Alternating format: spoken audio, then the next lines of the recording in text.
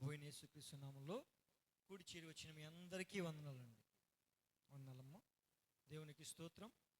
ఈ సమయంలో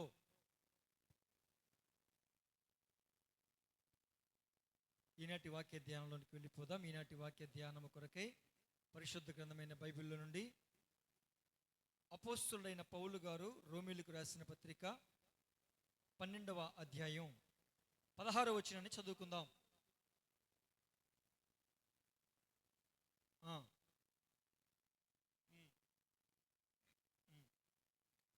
ఏడ్చు వారితో ఏడువుడి, ఒకనితో ఒకడు మనస్సు కలిసి ఉండుడి.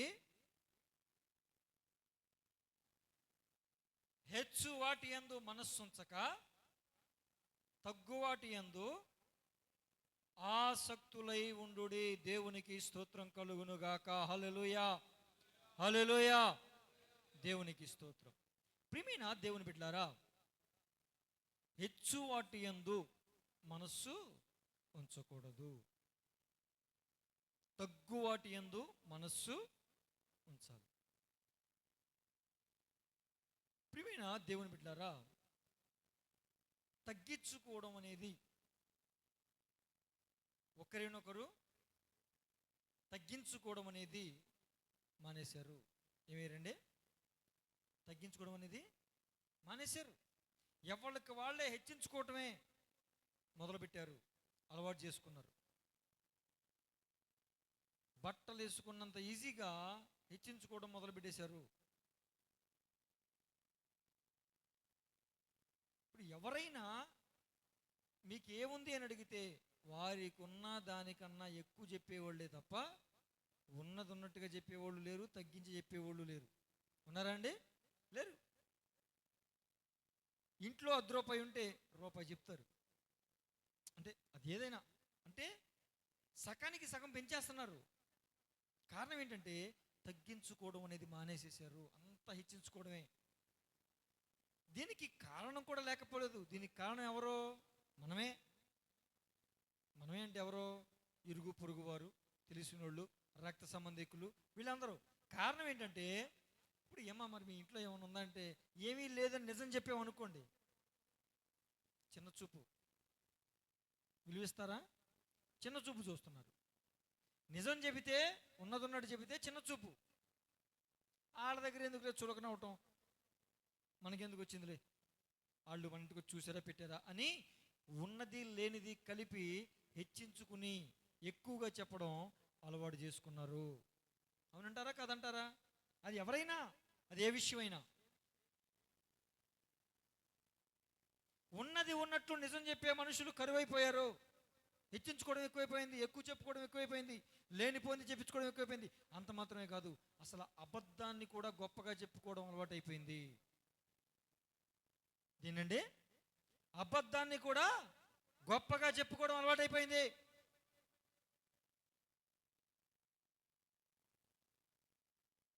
లేనిది చెబుతున్నాం అంటే అబద్ధం చెప్తున్నాం అనేగా, దాన్ని కూడా గొప్పగా చెప్తున్నారు. కానీ లోకస్తులు ఆ విధంగా ఉండొచ్చేమో కానీ మనం మాత్రం ఆ విధంగా ఉండడానికి వీల్లేదు.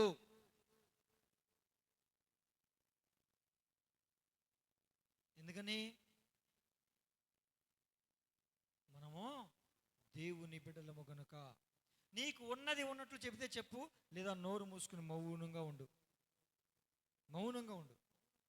చూసేవాడిని చూడని, తక్కువగా అనుకునేవాడిని అనుకొని, హీనంగా మాట్లాడుకునేవాడిని మాట్లాడుకొని, చులకనగా మాట్లాడుకునేవాడిని నువ్వు మాట్లాడుకొని పర్వాలా. నువ్వు మాత్రం ఉన్నది ఉన్నట్లుగానే చెప్పడానికి ప్రయత్నం చేయి. అబద్ధం ఆడాల్సిన అవసరం లేదు దేవుని బిడ్డలుగా మనకి. ఒకవేళ చులకనగా చూస్తున్న వారు ఉన్నారా? విలువివ్వని వారు ఉన్నారా? హీనంగా చూస్తున్న వారు ఉన్నారా? నీకోసం చాలా విలువ లేకుండా ఇతరులకు చెప్పి మాట్లాడుతున్న వారు ఉన్నారా? నీ స్థితిని బట్టి, నీవు కలిగి ఉన్న దాన్ని బట్టి నువ్వు ఏమాత్రం కూడా బాధపడాల్సిన అవసరం లేదు. కారణం ఏంటంటే నిన్ను ఒక దినమున దేవుడు హెచ్చించబోతున్నాడు. ఏ నోర్లైతే చులకనగా మాట్లాడాయో, హీనంగా చూసాయో చూపులు, అవే కళ్ళు నిన్ను ఉన్నతంగా చూడబోతున్నాయి. అవే నోర్లు నీ గురించి గొప్పగా చెప్పబోతున్నాయి. దేవుడు అంటున్నాడు, నువ్వు తగ్గించుకుంటే నేను నిన్ను హెచ్చిస్తాను. దేవునికి స్తోత్రం కలుగునుగాక. హల్లెలూయా. హల్లెలూయా. సహోదరుల మధ్యలో కూడా తగ్గింపు లేదండి. సహోదరుల మధ్యలో కూడా తగ్గింపు లేదు. ఏ మా అన్నయ్య నాలాగా, మా తమ్ముడు ఇలాగా నేను ఉండలేనా? మా అక్కలాగా, మా చెల్లిలాగా నేను ఉండలేనా? ఒక తగ్గింపు స్వభావం లేదు. ప్రియమైన దేవుని బిడ్డలారా, కానీ లేఖనం ఏమి సెలవిస్తుందంటే, హెచ్చు వాటి యందు మనస్సుంచొద్దు, తగ్గు వాటి ఎందే మనస్సుంచండి. దేవునికి స్తోత్రం. హల్లెలూయా, హల్లెలూయా. కయీను దేవునికి అర్పణ తీసుకెళ్ళాడు, హేబేలు కూడా దేవునికి ఏం తీసుకెళ్ళాడండి? అర్పణ తీసుకెళ్ళాడు. ఎవరి అర్పణ అంగీకరించబడింది? హేబేలు అర్పణ అంగీకరించబడింది. తమ్ముని అర్పణ అంగీకరించబడింది, అన్నయ్య అర్పణ అంగీకరించబడ్డా. ఇప్పుడు అంగీకరించింది ఎవరో? మనిషి కాదుగా. వీళ్ళు అర్పించింది ఎవరికి? మనుషులకు కాదుగా, సృష్టికర్తకి. ఆయనకేం తెలుసు? హృదయాంతరంగంలో తెలుసు. ఎలాంటి మనసుతో, ఎలాంటి హృదయంతో, ఎలాంటి ఆలోచనలతో మనము ఆ అర్పణ అర్పించమనేది దేవుడు చూస్తూ ఉన్నాడు. ఇక్కడ తమ్ముడు అర్పణ అర్పించబడింది, నా అర్పణ అర్పించబడలేదు. కారణం ఏమై ఉంటుంది? నాలో ఏమన్నా లోపం ఉందా? తమ్ముడు, నీ అర్పణ దేవుడు అంగీకరించాడురా, నా అర్పణ అంగీకరించలేకపోయాడురా. ఏంటి? నాలో ఏమన్నా లోపం ఉందా? లేకపోతే నువ్వు ఏ విధంగా అర్పించావు, నువ్వు ఎలా అర్పించడానికి సిద్ధపడ్డావు, నాకు కూడా తెలియపరచు. నేను కూడా దాన్ని ఆ విధంగా అలవాటు చేసుకుని సిద్ధపడి నేను కూడా ఈసారి అర్పించేటప్పుడు దేవునికి అంగీకార యోగ్యమైన అర్పణ నేను కూడా అర్పిస్తాను అని అనాలా వద్దండి? కానీ కయ్యని ఏమన్నా తెలుసా? వాడి అర్పణ దేవుడు అంగీకరిస్తాడా? నా అర్పణ అంగీకరించడా? ఏంటి ఆడిలో ఉన్న గొప్ప? ఏంటి నాలో లేని గొప్ప? వాడి దగ్గర ఉన్నది వాడు అర్పిస్తే, నా దగ్గర ఉన్నది నేను అర్పించా. అడిగంత పూజ, అడిగంత గర్వమా? అసలు ఏ బిల్లు ఏమీ లేదు, ఇల్లు వచ్చేసింది. కారణం ఏంటి? తమ్ముని అర్పణ అర్పించబడింది, నా అర్పణ అర్పించబడలా. చిన్నోడిది అర్పించబడింది, నాది అర్పించబడలేదని తగ్గింపు మనసు లేదు, తగ్గింపు స్వభావం లేదు. మరేముంది? హెచ్చించుకోవటమే. చాలా మంది చూడండి, వాడు ఆశీర్వదించబట్టమా? అన్నదమ్ములే, సహోదరుల కాన్సెప్ట్ కదా. వాడు ఆశీర్వదించబట్టమా? నేను ఇక్కడే ఉండటమా? ఏయ్, ఆడికన్నా ఎక్కువ నేను ఉండాల్సిందే. ఏంటి ఆడు గొప్ప? తగ్గింపు లేదండి, సంతోషించటం లేదు. వాస్తవానికి కయ్యనేం చేయాలి? తమ్ముడు, నా అర్పణ అంగీకరించలేదురా, నాలో ఏలో లోపం ఉంది. అయితే ఖచ్చితంగా ఈసారి నా అర్పణ కూడా అంగీకరించేలాగుంటా. తమ్ముడు, నీ అర్పణ దేవుడు అంగీకరించాడురా. నీ అర్పణైనా అంగీకరించేందుకు దేవునికి స్తోత్రం. మన ఇద్దరిలో ఎవరో ఒకరు అర్పణ దేవుడు అంగీకరించాడు. ఎంత గొప్ప భాగ్యం!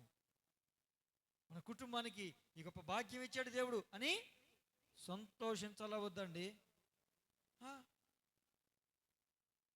అలా సంతోషించేవారు ఉన్నారంటనా? కారణం ఏంటి? తగ్గింపు మనస్సు లేకపోవడమే. ఏం లేదండి, తగ్గింపు మనసు లేదు.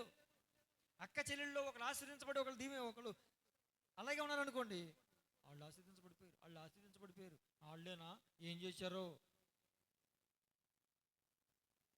కారణం ఏంటి? తగ్గింపు లేదు.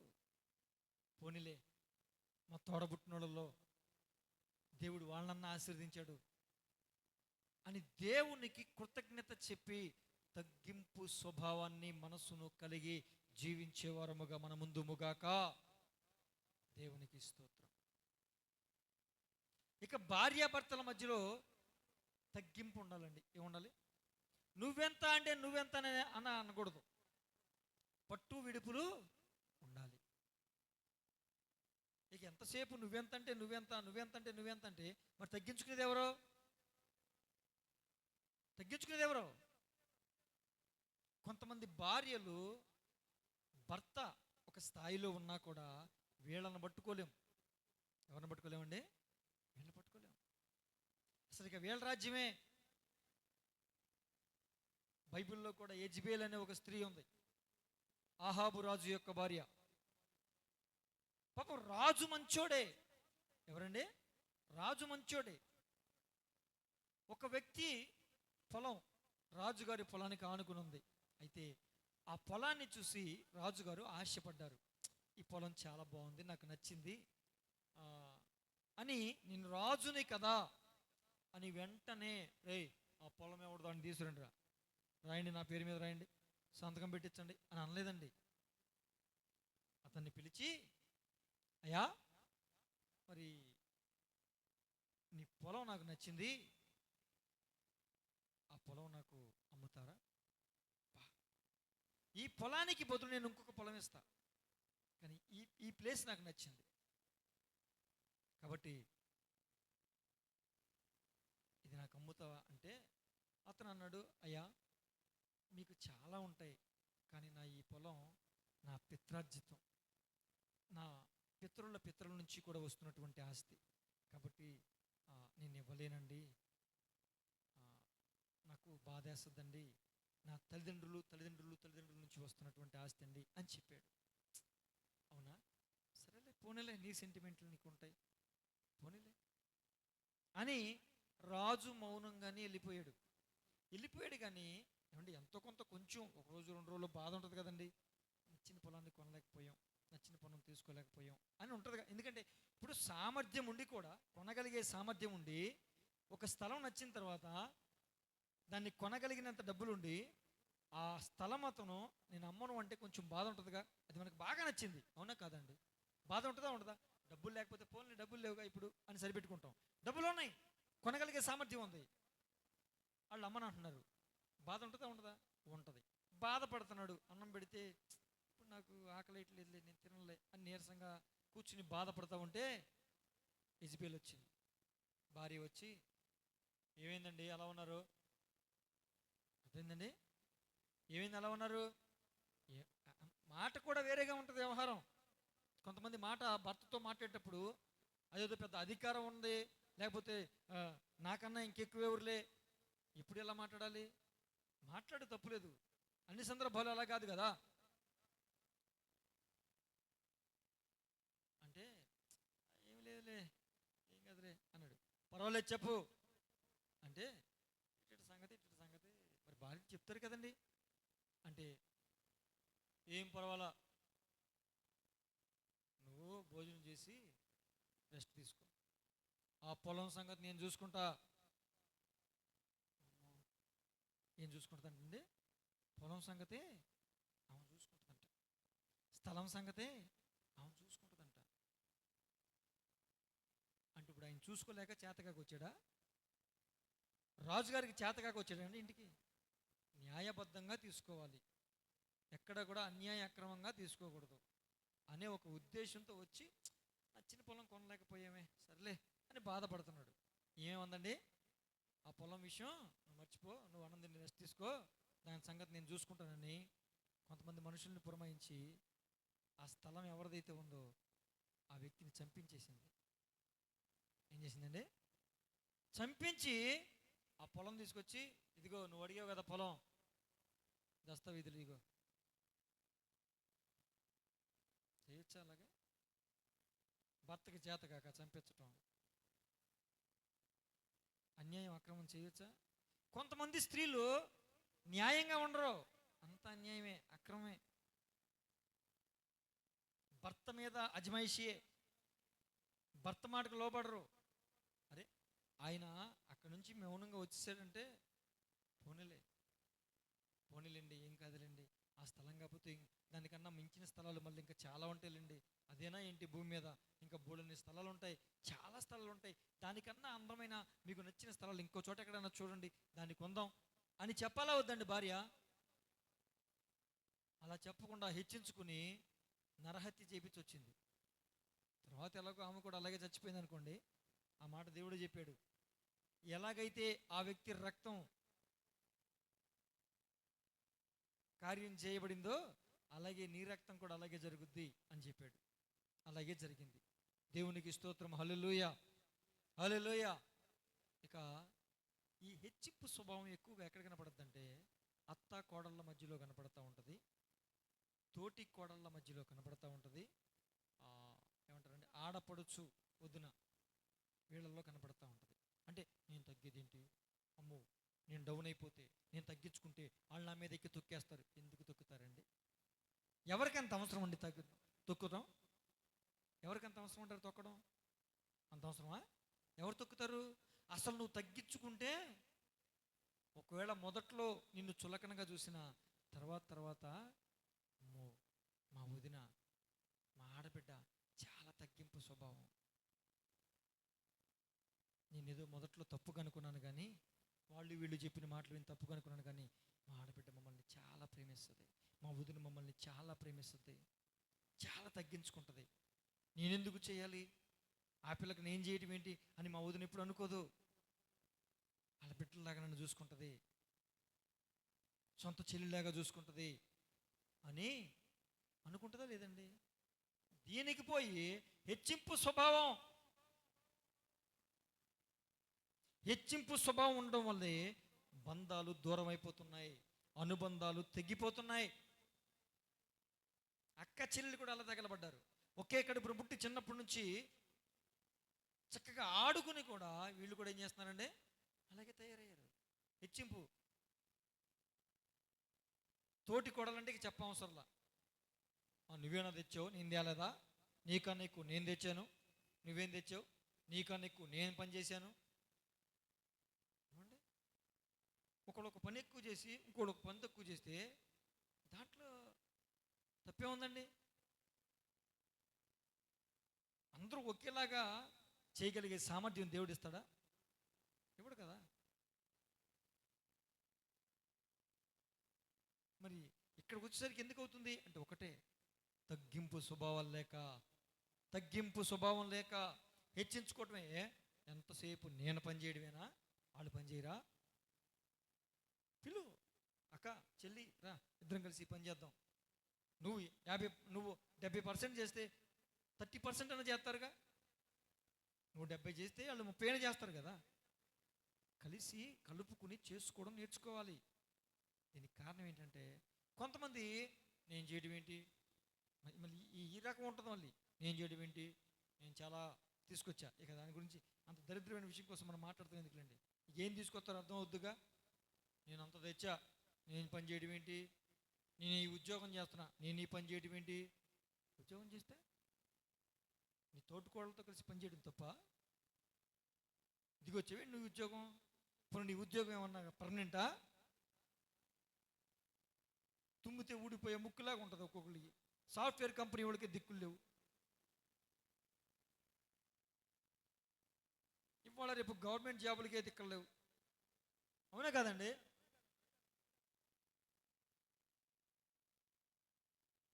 తగ్గింపు స్వభావం చాలా చాలా ప్రాముఖ్యం. హెచ్చించుకోవడం వద్దండి, తగ్గింపు స్వభావాన్ని కలిగి ఉందాం. దేవునికి స్తోత్రం కలుగునుగాక. హల్లెలూయా. ప్రియమైన దేవుని బిడ్డలారా, దేవుని శిష్యులు కూడా యేసు ప్రభుతో ఉంటూ, అయ్యా మీ తర్వాత ఎవరో, వీళ్ళందరి మీద నాయకుడు ఎవరో, వీళ్ళందరి మీద పెద్దోడు ఎవడో, వీళ్ళందరి మీద పెత్తనం చేసే దేవుడు అంటే దేనికోసం కోరుకుంటున్నారు వాళ్ళు? హెచ్చింపు. అందరికన్నా పైవాడిగా నేను ఉండాలి, అందరి మీద పెత్తనం చేసేవాడిగా నేను ఉండాలి. అప్పుడు ప్రభు చక్కని జవాబు ఇచ్చారు. ఏమిచ్చారంటే మీలో ఎవడైతే నాయకుడిగా ఉండాలి, అందరి మీద నాయకుడిగా ఉండి నడిపించాలనుకుంటాడో వాడు అందరికీ పరిచారకుడిగా ఉండాలి. దేవునికి స్తోత్రం, హల్లెలూయా. ఆయన్ని కొడితే మామూలుగా ఉంటుందా అండి? కొడితే మరి దిమ్మ తిరిగి కనపడద్ది గోడ మీద. మీలో ఎవడైతే నాయకుడిగా ఉంటాడో, అందరినీ పరిపాలించాలని, అందరి మీద పెత్తనం చేయాలంటాడు, వాడు అందరికీ పనివాడిగా ఉండాలి అని చెప్పాడు. సరిపోయిందా? అంటే ఎవడైతే తగ్గింపు స్వభావాన్ని కలిగి ఉంటాడో వాడే హెచ్చింపు స్వభావం నేను దయచేస్తా, వాణ్ణి నేను హెచ్చిస్తా అని ప్రభువారు అక్కడ కూడా చెప్పారా? దేవునికి స్తోత్రం, హల్లెలూయా, హల్లెలూయా. ప్రియమైన దేవుని బిడ్డలారా, దావీదు ఎంత తగ్గింపు స్వభావం కలిగిన వాడంటే, రాజైన సౌలు ఇశ్రాయేలు సైన్యం అంతా కూడా భయపడి వణికిపోతా ఉన్నారు ఒక వ్యక్తిని చూసి. ఎవరినండి? గొలియాతు. వాడిని చూసి వణికిపోతా ఉంటే 17 సంవత్సరాల బాలుడు, నేను నన్ను చంపేస్తానని చెప్పి వీళ్ళందరూ దేశం అంతా భయపడుతుంటే రాజు సైతం భయపడుతున్నారు. ఇంకెవరు భయపడలేదు చెప్పండి? రాజు సైతం భయపడుతుంటే ఏం చేశాడండి? యుద్ధం చేసి గొలియాతుని చంపేసి సౌలు దగ్గరికి వచ్చి, రాజు దగ్గరికి వచ్చి, అయ్యా యుద్ధం నెరవేర్చా. ఒక పక్కన ప్రజలందరూ ఏమంటున్నారు? దావీదు సూపరో, సౌలు 1000 మంది, దావీదు 10,000 మంది. అంటే వీడికి 1000 ఏనుగుల బలం ఉంటే సౌలుకి, దావీదుకి 10,000 ఏనుగుల బలం అన్నట్టుగా జేజేలు కొడుతున్నారు. మూమెంట్ ఎలా ఉంటుంది? నాకన్నా పోటుగాడు ఎవడ లేడేక ఈ రాజ్యంలో, రాజు కూడా నా ముందు తక్కువే అనుకోవాలా వద్దా? నేనైతే అలాగ అనుకుంటానండి. కానీ ఆ దావీదు అలా కాదు. అయ్యా చిత్తం, మీరేం చెప్తే చేస్తాం అని సుబుద్ధి కలిగి సౌలు ఏ పని చెప్తాడో ఆ పని నమ్మకంగా చేశాడు. దేవునికి స్తోత్రం. సౌలు ఎక్కడికి వెళ్ళమంటాడో అక్కడికి నమ్మకంగా వెళ్ళాడు. దేవునికి స్తోత్రం. ఎప్పుడు? గొలియాతును చంపిన తర్వాత, ముందు కాదు. అంత భీకరమైన విజయాన్ని సాధించి, ఎవరు సాధించలేని గొప్ప కార్యం సాధించి తగ్గింపు స్వభావాన్ని కలిగి ఉన్నాడు కాబట్టి దేవుడు దావీదుని హెచ్చించాడు. అసలు దేవుడు అంటాడు, దావీదు కుమారుణ్ణయ్యా నేను. ఇంకంతకన్నా ఇంక హెచ్చింపు కావాలంటారా? దేవుడికే తండ్రి అయిపోయాడు, ఇంకేమన్నా కావాలా? అంతకన్నా హెచ్చింపు ఇంకేమన్నా ఉందా అండి? యేసయ్యకు తండ్రి. ఇప్పుడు యేసయ్యని పిలవాలంటే ఏమని పిలవాలి? ఆ గుడ్డివాడు ఏమని పిలుస్తున్నాడు? దావీదు కుమారుడా, నజరేయుడైన యేసు, దావీదు కుమారుడా. బా దావీదు ఎప్పుడు, యేసయ్య ఎప్పుడు? ఏమని పిలుస్తున్నారండి? దావీదు కుమారుడా యేసు. ఇక దావీదుకి ఇంతకన్నా హెచ్చింపు ఉంటుందా? దానికి కారణం ఏంటంటే తగ్గింపు స్వభావం కలిగిన వాడు. దేవునికి స్తోత్రం. హల్లెలూయా, హల్లెలూయా. కొంతమంది తగ్గింపు అంటే మాటల్లో బలి తగ్గింపు చూపిస్తారు, హృదయం అంతా గర్వమే, అతిశయమే ఉంటుంది. కొంతమంది మనుషుల దగ్గర యాక్టింగ్కి తగ్గింపు చూపిస్తారు. బలి తగ్గించుకుంటాడండి అని అనిపిస్తుంది, అనిపించేలాగానే చేస్తాడు. నిజానికి తగ్గింపు స్వభావం అతనికి ఉండదు. అలా ఉండకూడదు. మనుషుల దృష్టికి కాదు. చెప్తా, ఆ విషయం చెప్తా. అదేంటండి? రాజు కన్నా నేనే గొప్ప, రాజు సాధించలేంది నేను సాధించా, రాజు గెలవలేంది నేను గెలిచా అని ఎక్కడ కూడా విర్రవేగల, అతిశయం చూపించలా, గర్వాన్ని చూపించలా. దేవునికి స్తోత్రం. కొంతమంది పాస్టర్ గారు, కొంతమంది పాస్టర్ గారులు చదువు తక్కువ ఉంటుంది. వాళ్ళకన్నా వాళ్ళ సంఘంలోకి వచ్చే విశ్వాసులకు చదువు ఎక్కువ ఉంటుంది. ఉద్యోగం కూడా మంచి మంచి ఉద్యోగాలు ఉంటాయి. ఇప్పుడు పాస్టర్ గారికి నీ అంత చదువు లేదు కాబట్టి నువ్వు చులకనగా చూస్తావా? ఎందుకని? పాస్టర్ గారికి దేవుని పిలుపు ఉంది, దేవుని అభిషేకం ఉంది. నువ్వు ఎన్ని కోట్లు కుమ్మరించినా ఆ పిలుపు ఏర్పాటుకు సంబంధించి, సేవకు సంబంధించిన అభిషేకాన్ని కొనుక్కోలేవు. కాబట్టి నువ్వు ఎప్పటికీ పాస్టర్ గారి కన్నా తక్కువే, నువ్వు తగ్గించుకోవాలా.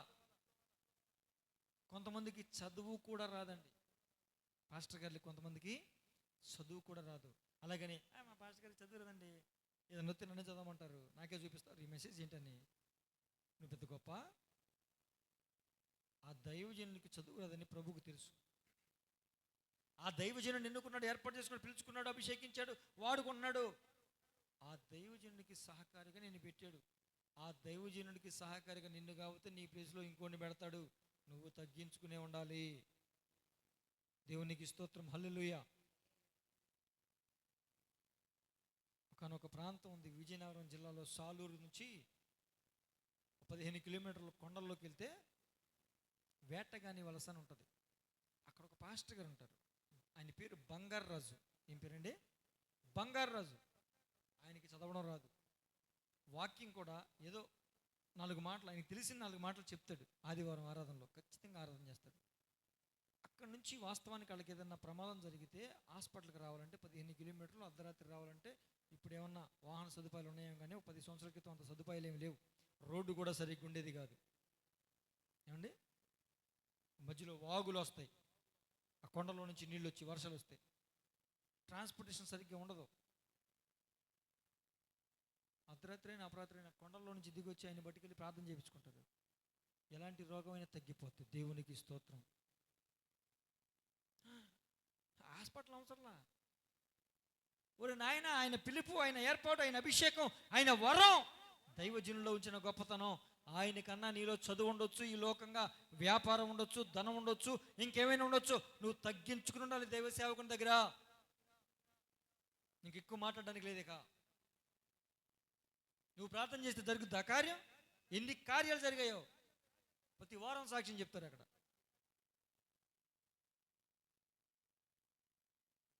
దేవునికి స్తోత్రం కలుగును గాక. ఆదివారం అయితే కొన్ని కిలోమీటర్ల దూరంలో కొండల్లో నుంచి దిగి వస్తారు ఆ మందిరానికి. వీళ్ళదే కొండలంటే ఇంకా కొండల లోపల నుంచి వస్తారు జనం నడుచుకుంటా. దారులు ఉండవు.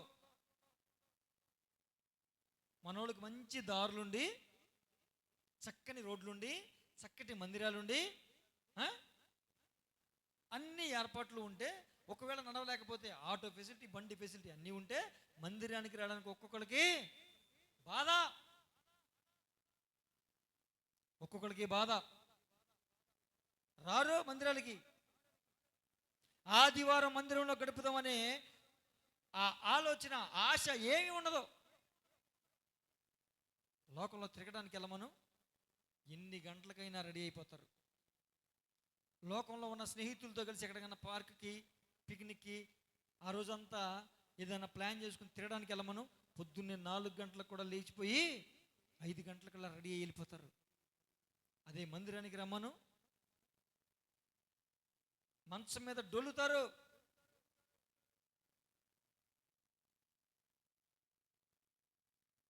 తగ్గింపు స్వభావం ఉండాలి. దేవునికి స్తోత్రం.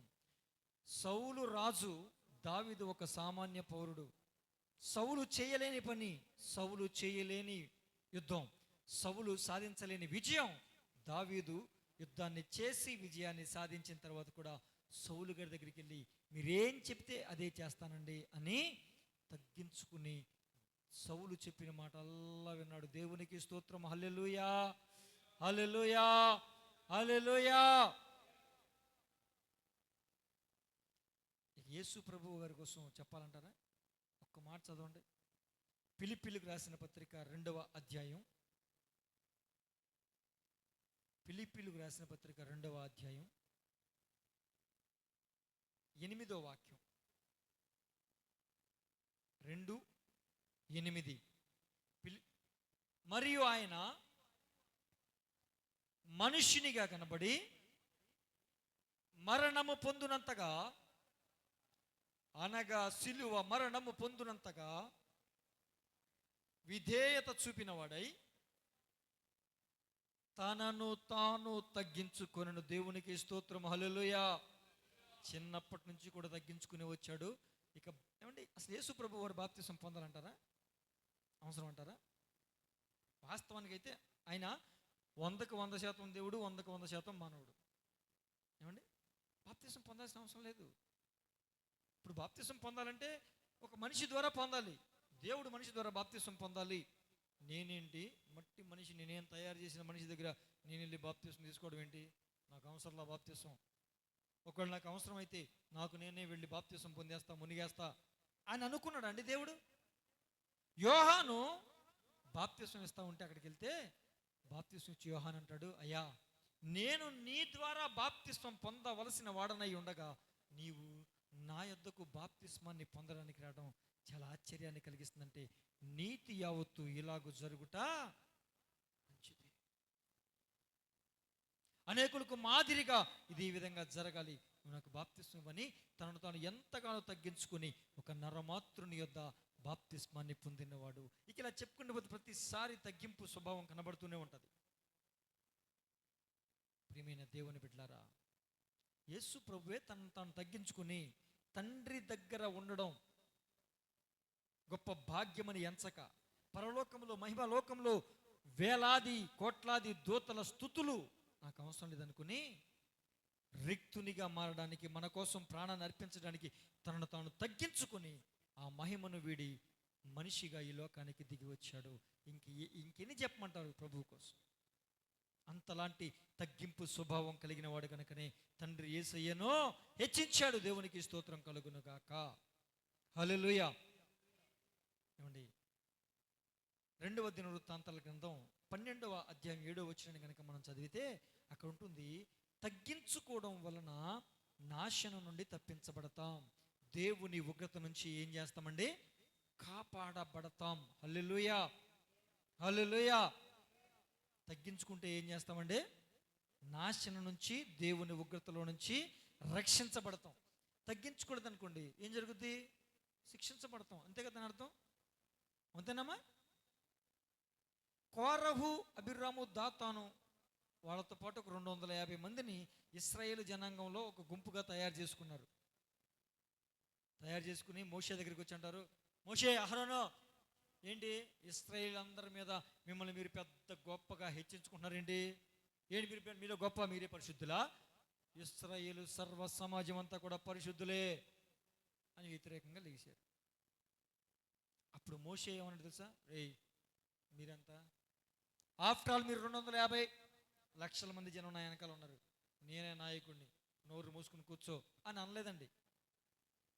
వెంటనే సాగిలి పడిపోయి, అయ్యా కొరహు, అబిరాము, దాతాను, నేను ఎందుకు హెచ్చించుకుంటాను? అలా కాదు, దేవుడు నన్ను నమ్మి ఈ పని నాకు అప్పగించాడు, ఆయన చెప్పిన పని చేస్తాను తప్ప నన్ను మీ మీద హెచ్చించుకునే ఉద్దేశం నాకు లేదని సాగిలిపడి వాళ్ళకి నమస్కారం చేస్తే, ఇప్పుడు హెచ్చించుకున్నది ఎవరు? కోరహు అండ్ బ్యాచ్. తగ్గించుకున్నది ఎవరు? సీన్లోకి ఆయన దిగాడు, ఆయన ఎంటర్ అయ్యాడు సీన్లోకి. ఎవరో? యేసయ్య అంటే నా కుమారుణ్ణి నేను ఏర్పాటు చేసి అభిషేకించి పంపినటువంటి నాయకుడిగా నియమించినటువంటి మోషే మీద తిరగబడతారా మీరని యేసు రక్తం ఇచ్చి భూమిని 2 భాగాలుగా చీల్చి వాళ్ళందరినీ వాళ్ళ కుటుంబాలతో సహా అందుట్లో సజీవ సమాధి చేసి భూమిని మూసేశాడు. తగ్గించుకుంటే ఆ దేవుని ఉగ్రత వాళ్ళ మీదకి రాకపోనుగా? మిగతా వాళ్ళందరి మీదకి రాలా, వీళ్ళ మీదకి ఎందుకు వచ్చింది? తగ్గింపు లేదు, హెచ్చింపు. అంత పోటుగాడైతే ఎర్ర సముద్రం ఎదురొచ్చినప్పుడు మోషే, ఏంటి నువ్వు తప్పుకో, నేను చూసుకుంటా అనాలిగా? అప్పుడు చేత కాదు. నీళ్ళన్నీ చేతిగా ఉన్నాయి, నీళ్ళందరూ గోల పెడుతుంటే మోషే నేను చూసుకుంటా, నువ్వు తప్పుకో అనాలిగా? ఆటంకాలు అవరోధాలన్నీ తప్పిపోయి చాలా దూరం వచ్చేసిన తర్వాత ఇక మనం వెళ్ళిపోగలం అనుకున్నప్పుడు, ఏంటి మోషే మిమ్మల్ని మీరు హెచ్చించుకుంటున్నారు అని మొదలెట్టాడు. ఆయన వచ్చాడు, ఒక తొక్కు తొక్కితే సజీవ సమాధి అయ్యారు.